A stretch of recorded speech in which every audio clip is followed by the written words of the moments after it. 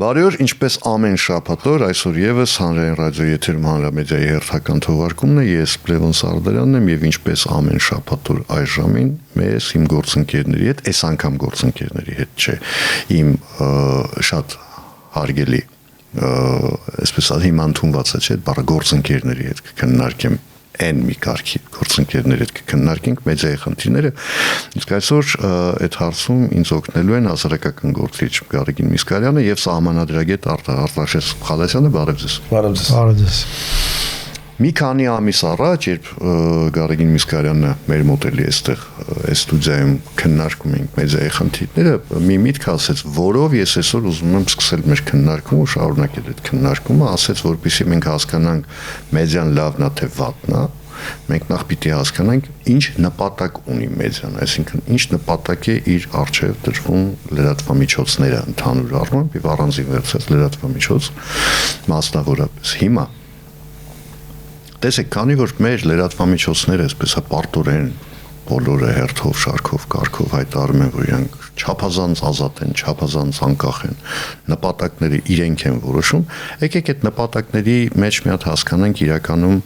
ուր է գնում մեր մեդիան, այսինքն մեր մեդիան ինքը զվարճանքի ուղղությամբ է տանում, ինքը տանում է զուտ բացառապես տեղեկատվություն տրամադրելու վրա, թե օրինակ, ասենք ես այնքան էլ ոչ հացառատ ժողովրդին ապահովում է տեսարաններով միայն ու բացառապես ուր են գնում մենք որպես մեդիա։ Արտաշես Խալասյան։ Նախ գործառույթները նշեմ, պարոն Սարդարյան, իրականում հանրաճանաչ դա փաստ է, հանրահայտ փաստ է եւ արդյոք անգամ եվրոպական դատարանը դրա մասին բազմիցս խոսել է, անգամ էթիկայի դիտորդ մարմնի էպիսի մարմին կա իրականում շատ թույլ բավականին այսպես նվազ գործիքակազմով, բայց կա, որը քննում է լրատվամիջոցների կողմից։ Ինչպես լուրջ մասնագետներ են հավաքված, բայց հա, որպես ինստիտուտ ինքը թույլ է, որովհետև այո, նախորդը կամավորության հիմունքներով է գործում լրատվամիջոցների կուզեն կընդունեն, իր իրավասությունը կուզեն չեն ընդունի, կուզեն անդամակցեն, կուզեն չեն անդամակցի, բայց այնտեղ կա էթիկայի կանոնագիր, որը ըստ էության վերարտադրում է միջազգային լավագույն փորձը, ասում է, որ լրատվամիջոցները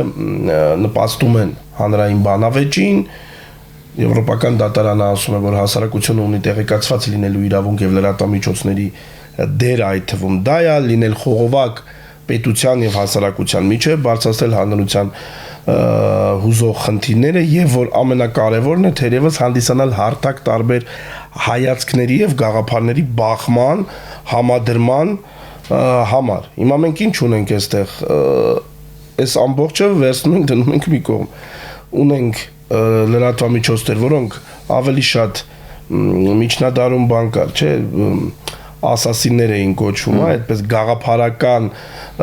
ուրեմն այսպես ինչ-որ մեթոդներով տոկորված, այո, մարդասպաններ։ Հիմա իրանք էլ ոնց որ բան են, տեղեկատվական տերորով զբաղվող ասասիններ են եւ ըստ էության չեն իրականացնում լրագրողները եւ լրատվամիջոցների 90% մոտ ցավոք սրտի, այլ իրականացնում են այդ իրենց ինֆոտերորի գործառույթը, ճակերտավոր եւ բացառապես հանրային բանավեճի ուրեմն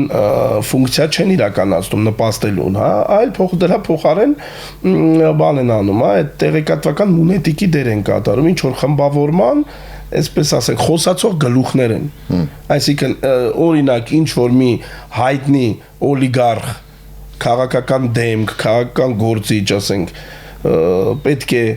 ինչ որ մի ուրեմն դիրքորոշում հայտնի, այդ դիրքորոշումը տարբեր համեմունքներով այսպես ասած տարածում են իր ուրեմն կողմից սնվող եւ վարձատրվող լրատվամիջոցները եւ ինչն է այստեղ նաեւ մտահոգիչը, որ այո հաց եւ տեսարաններ հին հռոմեական ասացվածքը այս դեպքում ցավոք սրտի գործում է եւ այդտեղ իհարկե պետք է նաև արձանագրել մյուս կողմի տեղեկատվության սպառողը։ Չէ, ուղղակի տարբերություններն են, որ լրատվող միջոցները չեն, որ հացով պիտի ապրեն։ Ահա, դա հացը ուրիշ տեղից են վերցնում, հա, բայց տեսարաններն են ցավոք սրտի մեր հասարակությունը այսպես ավեսով սպառում է, եւ այստեղ նաև տեղեկատվության սպառողների մի շատ զգալի մասի ոչ բավարար կրթական մակարդակը եւս նպաստում է նրան, որ փաստորեն կա այդ պահանջարկը ցածրակարգ ինֆոթեկայի, այսպես ասած։ Այ որպես հասարակության վառ ներկայացուցիչ Գարեգին Միսկարյանը նաև իր մտքերով կկիսվի մեր հետ։ Նախ ուզում եմ շնորհակալություն հայտնել թեման արծարծելու վերաբերյալ, այսինքն հարցը նորից օրակարգ բերելու։ Ես սիրում եմ դասականներին ցիտել։ Հա, շնորհակալություն։ Իրականում մի հարց էլ կա, որ պակաս կարևոր չի, որպեսզի մեդիան կամ ցանկացած ինստիտուցիա ունենա վեկտոր պետության մեջ, պետքա որպեսզի պետությունը ընդհանուր ունենա վեկտոր, այսինքն այդ հասարակությունը ունենա ուղենիշ, որ ուղղությամբ ենք շարժվում։ Կարող են օրինակ ժողովրդավարական արժեքներով տոգորված հասարակության մեջ լինել ազգային ժողովի падգամավորներ, որոնք ասում են, որ ժողովրդավարության զարգացման լավագույն ճանապարհը ժողովրդավարությանը ոտի տակ տալն է, օրինակ, հա, դա բայց պետք է լինի բացառություն, եթե այդ հասարակությունը ժողովրդավար է եւ ցանկանում է կառուցել արդար ազատ միջավայր։ Ցավոք սրտի մեր հասարակությունը իր ամբողջության մեջ որպես այդպեսին ժողովրդավար չի, իսկ ինչա նշանակում ժողովրդավար չի, նշանակում է ազատության, արդարության, համերաշխության գինը գնահատող հասարակություն չի։ Լավ, չասենք ժողովրդավար չի, որովհետեւ ժողովրդավար չի։ Չէ, եւ ես այլ տերմին եմ ուզում օգտագործել, այս դեպքում որովհետեւ քո ասացին ավելի շատ դա կա, ազատամիտ չի։ Դե ինչու ժողովրդավար չի, հա, մի քիչ ավելի տենց ընդհանուր ազատամիտ չին, դա ժողովրդավար չլինելու հիմքերից մեկն է։ Այսինքն, իսկ ինչա նշանակում է դեպքում ազատամիտ չի, այդ նշանակում է ազատության արժեքը գիտակցող չի։ Մեր հասարակության զգալի մասը իր ինքնության, էության, իր բնույթի մտածողության մեջ ազատությունը մերժող է։ Կարող է լավագույն դեպքում ուրիշների ազատությունը մերժի, իրենը չէ, բայց զգալի մասով նաև սեփական ազատությունները մերժող հասարակությունը։ Եվ այդպիսի հասարակության մեջ սпасել, ակնկալել, որ ուղղություն ունեցող լրատվական կամ մեդիա դաշտ կլինի կամ կարծիք ձևավորող, այս դեպքում ես դասակարգում եմ նույն մեդիայի տիրույթում, հա, հասարակական դեմքեր կլինեն, միամտություն է։ Ես շարունակելով պարզապես չեմ ընդհատում, ուղղակի շարունակելով միտքը այդ մոտավորապես նախ բազմից ասել ենք, որ լրագրողները լուսնից չեն իջել, այսինքն ինքս հասարակության հայելին են այդ իմաստով։ Մոտավորապես նույն այդ դիսկուրսի մեջ ենք մտնում, ենթադրում եմ վատ չի, որ այդտեղ ենք մտնում, որ երբ ասվում է, որ գիտեք ինչ կա, հասարակությունը, որի զգալի մասը ապրում է ուղիղ աշխատանքային գաղութի, ներքին հարաբերությունների կանոնակարգերով, հա, այդ հասարակությունը չի կարող ունենալ բանակ, որտեղ այդ փոխհարաբերությունների տեսակը բացառվում չկա։ Ու ունենք այն, ինչ որ ունենք։ Պատգամավոր ունենք, երեք, որը գործ տալու մասին էր խոսում ազգային ժողովի ներսում կամ ներսում, հա, մի խոսքով, այսինքն ընդդիմադիր падգամավոր ունենք, որը այդպիսի լեքսիկոնով, հա, ես հիշում եմ, ազդարարի ինստիտուտը,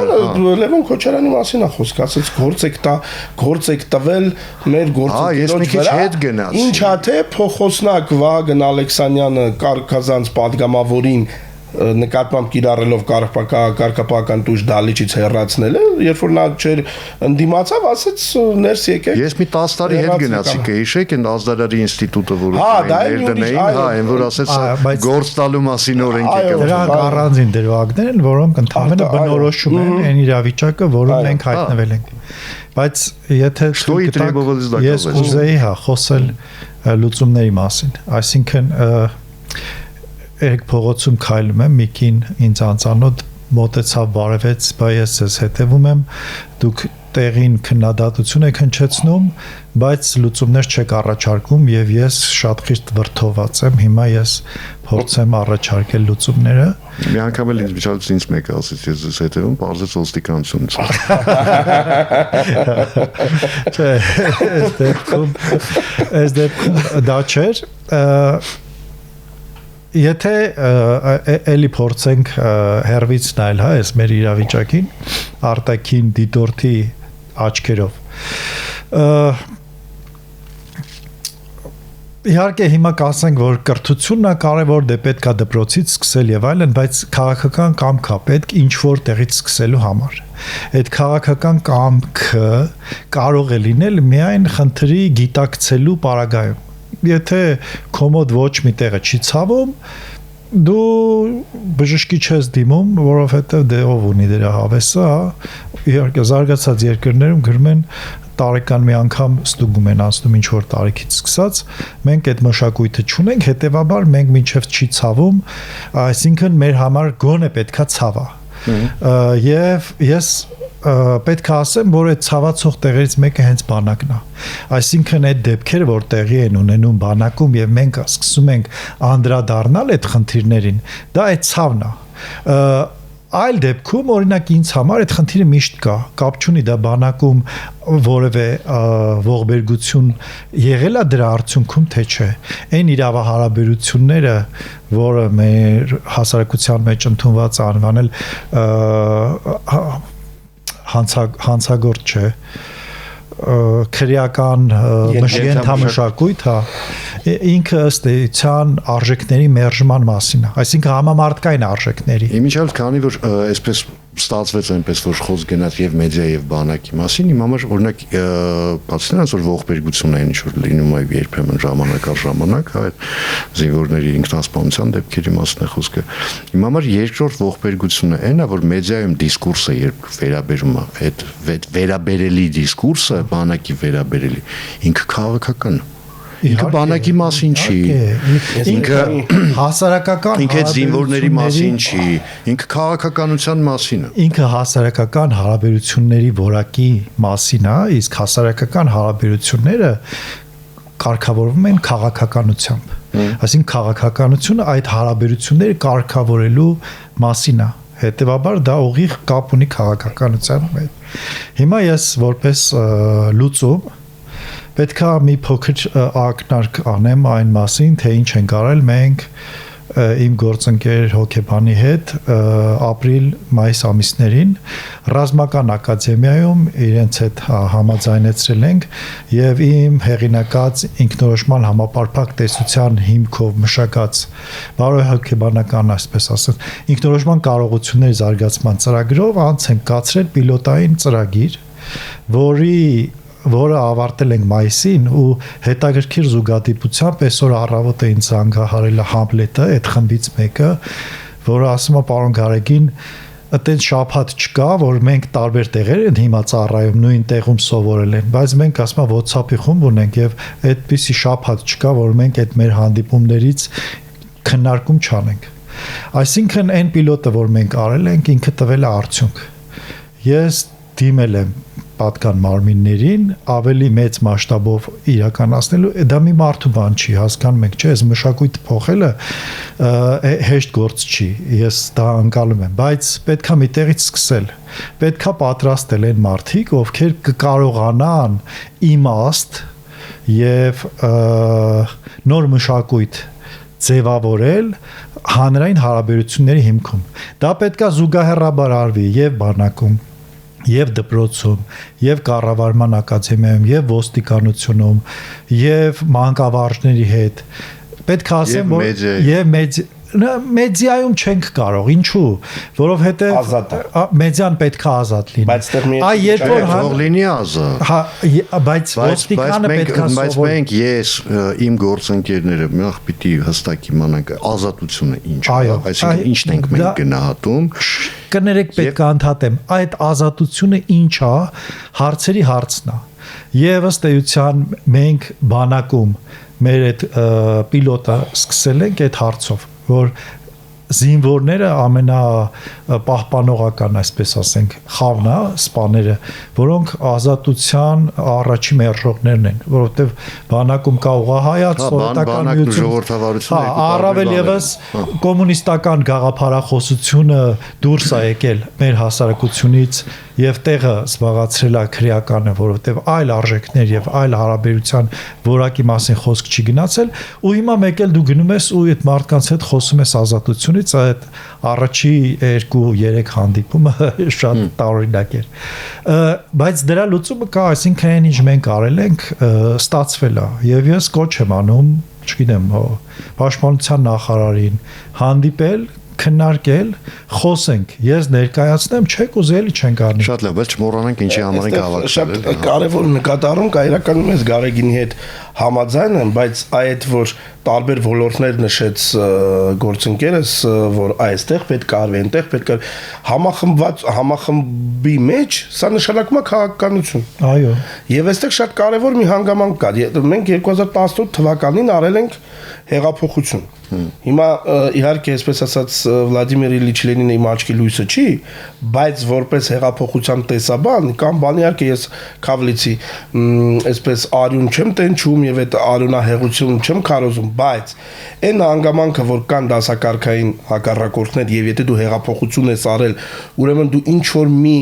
հանրային կյանքի կենցաղավարության կերպ ես մերժում եւ պետք է փոխես իմ նահատակ։ Դա աքսիոմա է։ Հիմա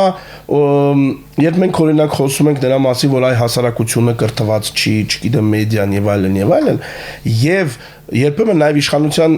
ներկայացուցիչներն են ասում, դե պետք է ժամանակ անցնի, տարիներ եւ այլն, Ժորժ ջան, դե այդ դեպքում ասենք հեղափոխության բովանդակությունը ուժում է եւ լրիվ ուրիշ բանի մասին, այմանակ պարզ մի բան, առանց ինստիտուցիոնալ արմատական փոփոխությունների մենք չենք կարող նաև շարժել այս իրավիճակը։ Կլինեն ինտուզիաստներ Գարեգինի նման, որոնք ինչ որ տեղերում ինչ որ լոկալ հաջողությունների կհասնեն, բայց դրա, այսպես ասենք, էքստրապոլացիան ամբողջ դաշտի վրա տեղի չի ունենա։ Պարզ օրինակ ասեմ, ասում ենք լրագրողներից շատերի անկիրթ չվախենամ այդ բառից լինելու մասին, բայց ով քննարկում են հանգամանքը,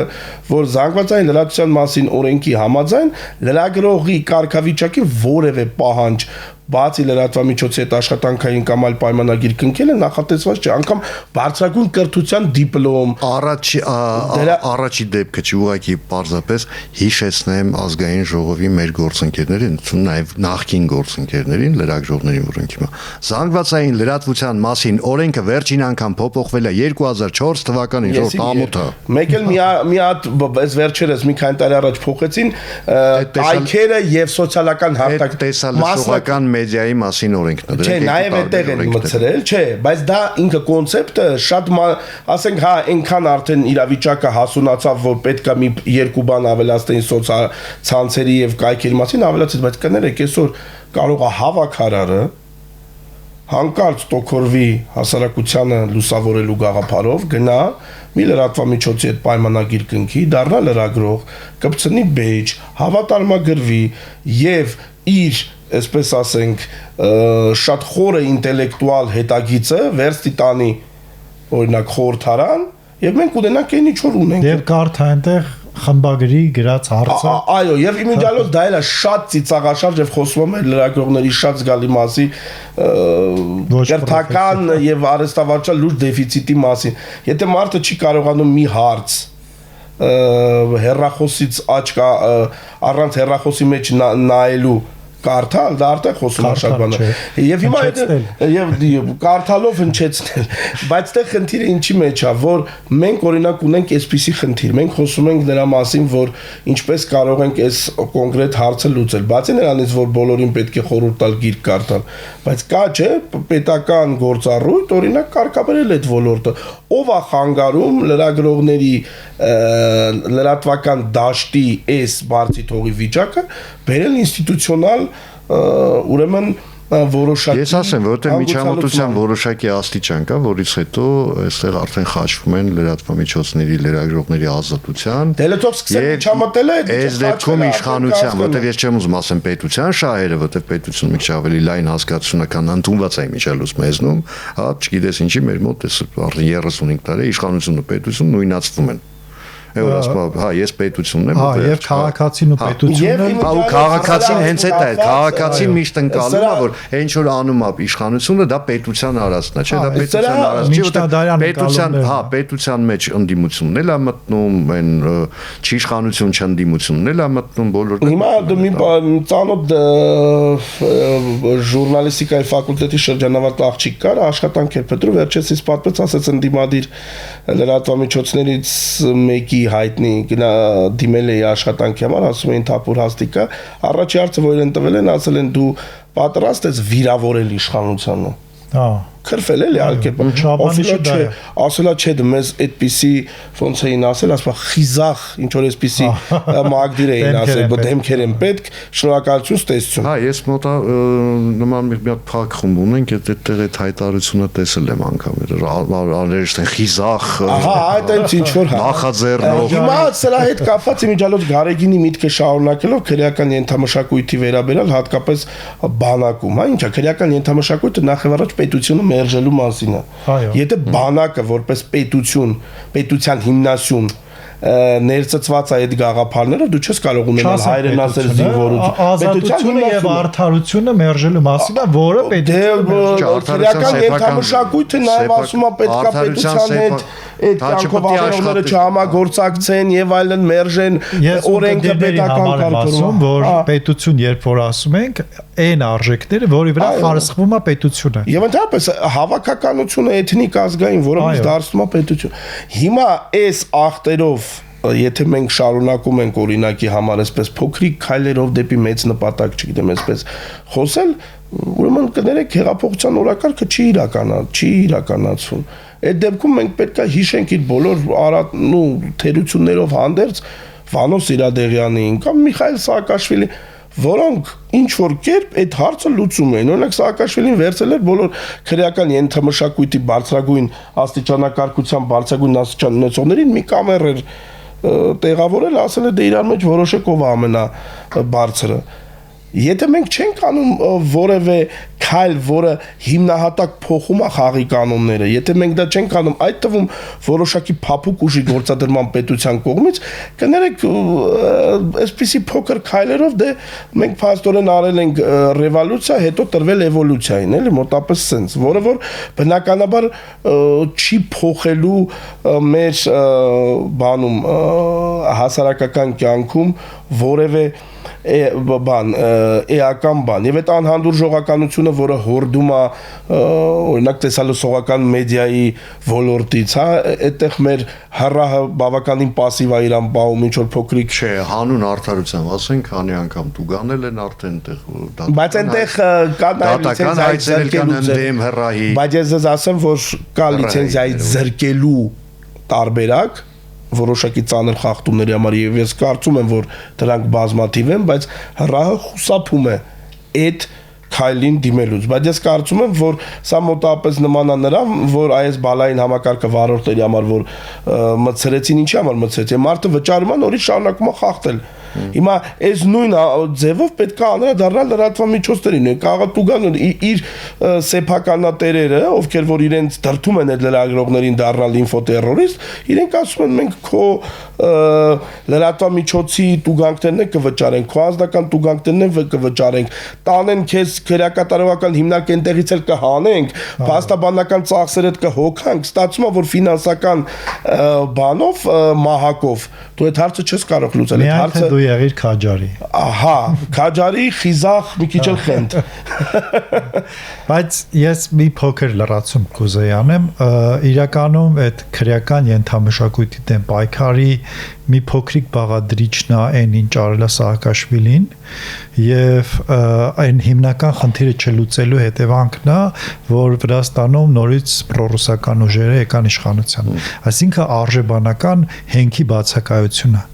երբ որ կրկնվելով նախորդ միտքը կրկնելով, երբ որ կոմունիստական գաղափարախոսությունը դուրս եկավ մեր հասարակությունից, տեղը այլ գաղափարախոսություն, քան փողի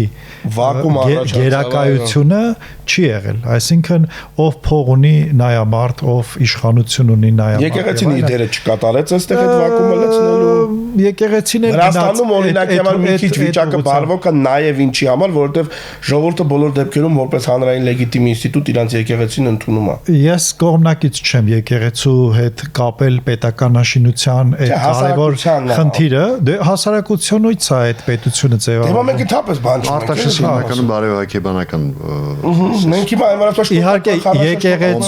եկեղեցու դերը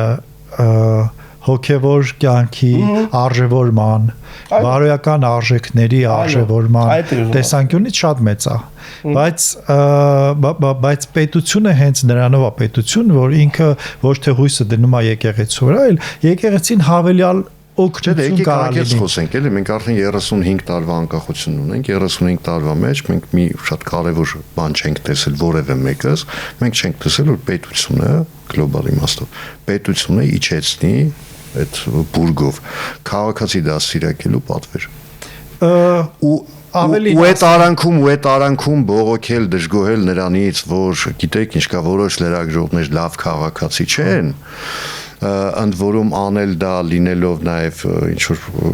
ժամանակահատվածում իշխանության մաս դա արդեն երեսպաշտություն բայց այդտեղ կարա թյուր ըմբռնում լինի երբ որ խոսվում է պետության կողմից քաղաքացի կրթելու կամ ինչպիսի քաղաքացի ձևավորելու մասին խոսույթը չպիտի շփոթվի դա պետական պատվեր հենց այսպիսի քաղաքացի դա ընդհանրապես քաղաքացի իրավագիտակից պատասխանատու քննադատական մտածողություն ինձ պետք է այսպիսի մտածողություն ունեցող մարդ չէ այո դա ես դա անվանում եմ ինքնորոշումահեն պետություն, այսինքն երբ որ պետությունը ստեղծում է ինստիտուցիոնալ մակարդակում պայմաններ հասարակության ինքնորոշման համար միայն ինքնորոշված հասարակությունն է ի վիճակի ձևակերպելու ընդհանուր նպատակ եւ ձգտելու դրան։ Եթե մի հոգու կողմից է գալու այդ նպատակը, դա չի կարող լինել ժողովրդավար եւ կայուն ու ամուր պետական իշխանություն կամ պետություն։ Դա պետքա լինի հանրային պահանջ։ Իսկ հանրային պահանջ կարա լինի, երբ որ հանրությունը կամ հանրության ինչ որ մի շերտ բավարար գիտելիք եւ պատկերացում ունի այն ապագայի մասին, որը պետքա կերտեն բոլորով։ Արտադիր չի բոլորը այդպես շատ երազող, մտածող ու կրթված լինեն, տարբեր են մարդիկ իրանց կարողություններով, բայց այդ շերտը առանց այդ շերտի դա հնարավոր չի։ Եվ այդ շերտը չի կարող լինել առանց օրվա իշխանությունների մասնակցության, այսինքն մենք ուզենք թե չուզենք հիմա դա կարան անվանեն էլիտարիզմ, կարան տարբեր ձևով քննարկեն, բայց առանց այդ շերտի ինչ են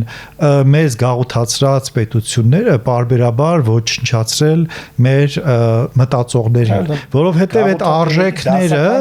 ձևավորվում է այդ շերտից ու իրանք հենց այդ շերտն են գլխատել, թույլ չեն տվել։ Տնայնաբույց մի հատ շերտ են ձևավորել փոխարինող, այո, կեղծ, քվազի այո, ինչը հիմա էլ երկար ժամանակ արվել է, հիմա էլ ձգտում են վերականգնել եւ ինչի դրսեւորումը մեր parlamentum կա։ Բայց ես կարծում եմ մենք որպես հասարակություն, որը իրապես գոնե հիմա գիտակցում անկախության արժեքը եւ պետքա որ պատրաստ լինի այդ անկախությունը պահել ատամներով, հակառակ դեպքում բոլորիս համար ակնհայտ է ինչ հեռանկար է սպասվում մեզ այդ հասարակությունը չպիտի ձեռքերը լվա եւ ասի որ դե իշխանությունը դա պետք է անի կամ եսիմ դա բոլորս պետք է անենք ցանկացած քաղաքացի ցանկացած մարդ ով որ էս գաղափարի կրողն է ինքը պետք է մասնակցի այդ գործընթացին Եվ շարունակելով Գարեգինի ասած, այստեղ հետարքիր մի բան կա, բոլոր պարագաներում ժամանակի իմաստով ամփոփելով։ Ահա, այստեղ մի կարևոր բան կա, հա, կարելի է օրինակ հասարակությունը այդ բազային արժեբանական հենքը, որը պետքա բոլորս ունենանք լինելով տարբեր մարդիկ, կարելի է համեմատել բանի հետ, նվագախմբի հետ, հա, բոլորը նվագում են տարբեր գործիքներով, բայց բոլորը երաժշտության բազային կանոնները գիտեն, այսինքն իրենց համախմբում ընդհանուր պատկերացում է, հա, երաժշտության, մեղեդու եւ այլն, բայց իրենք ամեն մեկը տարբեր բաներ են նվագում։ Հիմա այդ մարդկանց համախմբելու կրթությունը որպես այսպես ասենք նորաձև դարձնելու կրթությունը որպես առաքինության դրսևորում ոնց որ Պլատոնը կասեր բան անել արմատավորելու պարտականությունը պետությանն է բոլոր դեպքերում կրթությունը լավ իմաստով մի քիչ ավտորիտար է էլի այդ արժեքային բանը պատվերը պետությունը պետք է իջեցնի չեմ ասում մեր տեղը մտածի կամ մեր տեղը որոշի բայց այն փաստը որ բոլոր դեպքերում չէ դասագրքերը գրվում են պետության երաշխավորչի ասեք դպրոց բու այսինքն եւ այդտեղ ընդունելություն մասնագիտությունների համալրում անհրաժեշտ առարկաներով ժամանակին համընթաց այդ կրթական կոռուպցիայի դեմ պայքար եւ այլն մերիտոկրատիա այդ ամբողջը պետությունը պետք է անի առանց դրա եթե մենք թողնում ենք բան դե մեկը կարողա նույնիսկ վատ համասարանում լավ սովորի մեկը գլուխը կառնի դուրսը կսովորի կգա կամ չի գա եւ այլն իսկ պետությունը զուտ ասում է դե ես ձեզ ազատություն եմ տալիս ինչ ուզում եք արեք դա իհարկե ոչ միտեղ մեր չի տան եւ այստեղ պետք է նաեւ լավ նոտայով ավարտեմ ես բավականին ինձ հետարքիր էր կառավարության ծրագրի ընթերցումը ինձ դուր եկավ գոնե թե ոճը եւ թե դրված նպատակադրումներ եւ հատկապես որ կրթությունը նշվել էր որպես ռազմավարություն դե շատերը կասեն որ դա ընդհանրապես գրել են բայց ինչպես Աստվածաշնչում է ասում ի սկզբանե խոսքն էր եւ եթե դու դա նախկինում երբևէ չի եղել նման այսպես акցենտ եթե դու акցենտավորում ես ատեն առանձնացնում ես դա որպես քո գիտակցել ես որ դա քո գոյաբանական ուղենիշերից մեկն է դա չասենք հիմնականը ուրեմն դանդաղ բայց թերևս կարող է եւ գնանք ճիշտ ուղղությամբ երաշտական օրինակով վերջացնեմ քանի որ ինքս նախկինում երաժիշտ եղել եմ 70 հոգու կարող ես հավաքել նստել մի սենյակում ստանալ կակաֆոնիա եւ կարող ես մի քիչ աշխատել այդ 70 մարդու հետ եւ ստանալ հարմոնիա հա եւ նվագախմբի ու խառնամբոխի գործիքային իմաստով տարբերությունը դա է դրա համար ես կուզեմ հաջորդ հանդիպմանը քննարկենք մասնակցային ժողովրդավարությունը շատ լավ նվագախմբի օրինակով շնորհակալություն զրույցի համար հիշեցնեմ այսօր իմ զրուցակիցներն էին հասարակական գործիչ Գարեգին Միսկարյանը եւ սահմանադրագետ Արտաշես Խալացյանը ես Լևոն Սարդարյանը մեկ շաբաթից էլի այստեղ կհանդիպենք էլի կքննարկենք մեր մեդիայի խնդիրները եւ առավելությունները երբ թե երբից տեսնենք շնորհակալություն հաջողություն կհանդիպենք մեկ շաբաթից